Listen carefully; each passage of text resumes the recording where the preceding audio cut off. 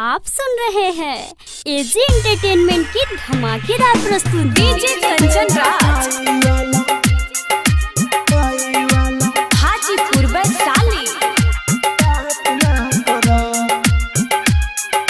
पीछा आज के बाद दोसर लड़की के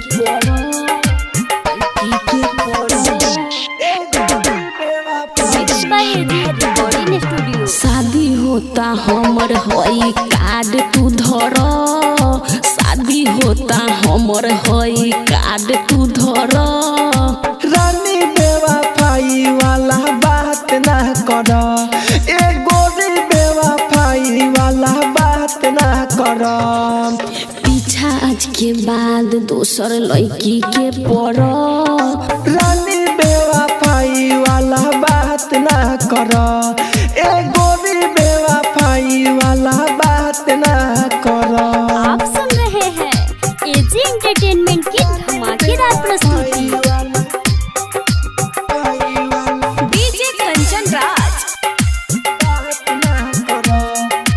हाजीपुर वैशाली। आज के बाद दोसर लड़की के पड़। Mix by AG recording studio.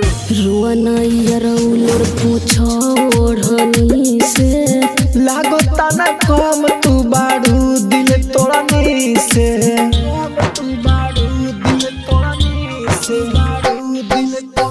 रुअनैया रउलोर पूछो ओढ़नी से, लागता ना कम तू बाड़ू दिल तोड़नी से। मोबाइल लेला अपन आगे लेखा नजर।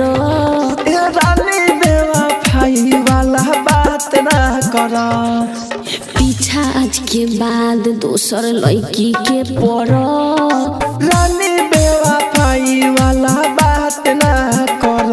आप सुन रहे हैं एजी एंटरटेनमेंट की धमाकेदार प्रस्तुति।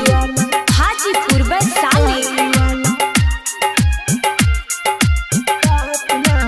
Mix by AG recording studio.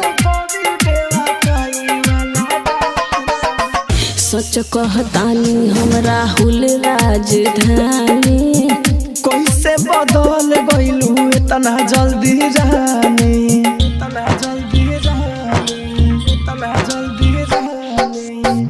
सच कहतानी हम राहुल राजधानी, कैसे बदल गइलू इतना जल्दी रानी। देवेंद्र शिवानी प अब तुहू ना मर। रानी बेवफाई वाला बात ना कर। पीछा आज के बाद दोसर लड़की के पड़। रानी बेवफाई वाला बात ना कर। एजी रिकॉर्डिंग स्टूडियो, रोशनपुर सपहा।